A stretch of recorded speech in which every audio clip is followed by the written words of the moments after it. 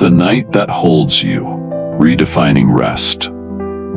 We tend to think of nighttime as a passive state, a time to unplug, to turn off, to disappear into the dark. But what if nighttime is not an escape but a return? What if the night is not just where the day ends, but where healing begins? For many of us, night has become a battleground, a place where racing thoughts, body tension, and emotional residue from the day collide the moment our head hits the pillow. But night wasn't meant to be a fight. It was meant to be a sanctuary. Ancient cultures viewed sleep as sacred, a time when the soul was restored, when the body reset, and when the divine could whisper to the heart without interruption. But modern life has stripped sleep of its soul.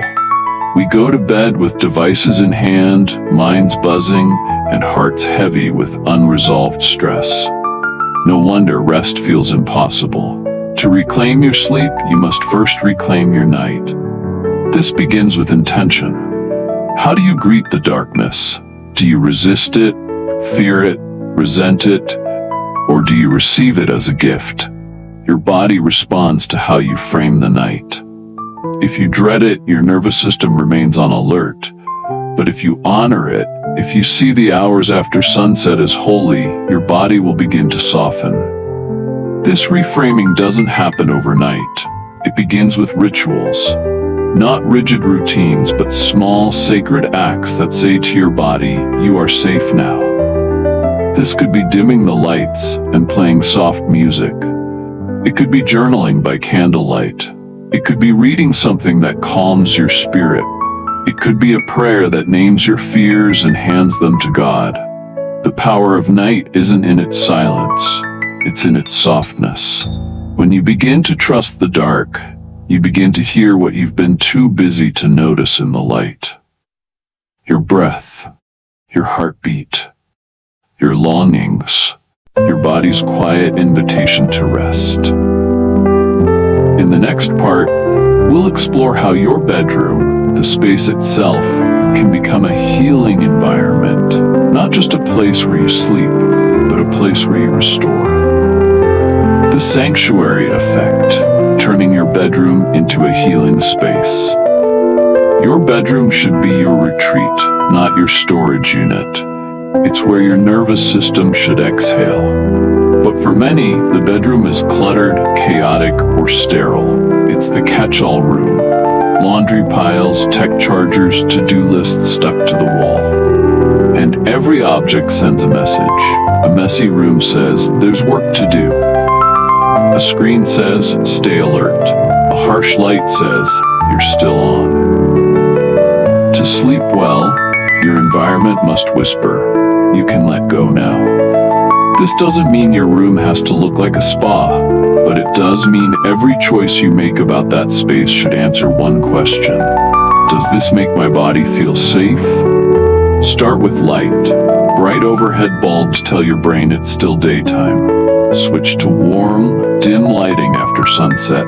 Add a small lamp with an amber glow. Or better, use candles to reintroduce softness. Next, clear visual clutter. Your eyes scan the room even if you're not aware. When your room is calm, your mind follows. Consider sound. If silence feels too loud, introduce white noise or calming sounds like ocean waves, rain, or soft instrumental music. Scent also plays a role. Lavender, cedarwood, and chamomile signal relaxation to the brain. An essential oil diffuser or even a sachet near your pillow can make a surprising difference. Temperature matters too. Your core temperature needs to drop slightly to fall asleep, so keep the room cool. Finally, consider your bed itself. Is your mattress supportive? Are your sheets comfortable? Do you feel held when you lie down? Or do you immediately fidget? Don't underestimate the power of physical comfort. Your bedroom should be a place your body associates with peace, not productivity. The more your senses feel safe, the easier it is for your mind to unwind. Coming up in part 3, we'll explore how to mentally prepare for sleep with practices that quiet your thoughts and allow your mind to sink, not spiral. The mind unwinds. Thought practices for nighttime calm. Even if your body is still, your mind can be in 1,000 places. It replays conversations, rehashes arguments, rewrites tomorrow's schedule, and before you know it, you're in a cognitive whirlwind. The key to peaceful sleep isn't just physical stillness, it's mental spaciousness. So how do you transition your brain from thinking to resting? The first step is recognizing that your mind wants to complete open loops. It wants closure. That's why you replay what you didn't say in that meeting or what you still haven't done from your list. One way to help your mind close those loops is to write them down. A simple brain dump journal before bed can be incredibly powerful. It says to your brain, I see you, I'm not ignoring you, but we'll handle this tomorrow. Another method is guided imagery. Picture yourself in a peaceful setting. A forest, a quiet beach, a room filled with warm light. Imagine walking through it slowly, breathing deeply. Engage all your senses in that image. This trains your brain to switch from beta waves, alertness, to alpha and theta, relaxation. Gratitude practices are also effective. Listing 3 things you're thankful for, even small ones, shifts your mind from scarcity to sufficiency. It tells your nervous system, there is good here, we can rest. If thoughts keep intruding, try a mental anchor, a repeated phrase or verse. Something like, I am safe, I am loved, I am held. Or a prayer that affirms your surrender. Let these words be your lullaby.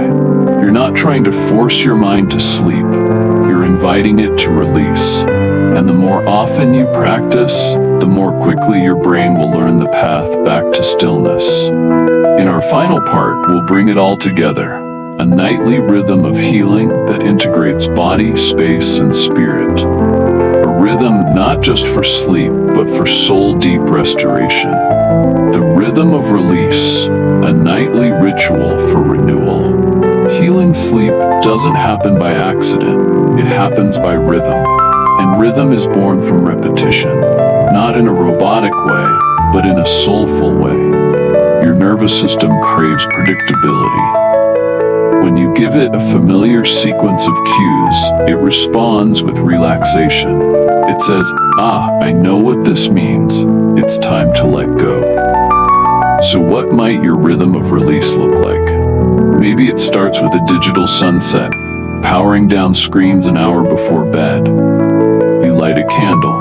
You put on music that slows your breathing. You journal. You stretch. You pray. You speak gently to yourself. You enter the sanctuary of your room like entering sacred ground.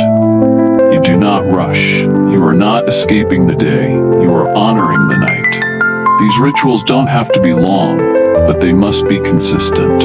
Even 15 to 30 minutes of intentional wind down creates a neural signal. The work is done, the fight is over, it is safe to sleep. And when you finally lie down, you say a final word of trust. Something simple, thank you. Or, I release. Or be with me, Lord. Let sleep become a spiritual act, an offering, a letting go. Because in the end, healing isn't something you do. It's something you allow. If this message resonates with you, I invite you to share it with someone who needs rest. Subscribe to stay connected as we continue this journey into deeper healing together. Leave a comment with your favorite nighttime habit or a new ritual you're excited to try. Don't forget to hit subscribe and turn on notifications so you never miss a message of hope and rest.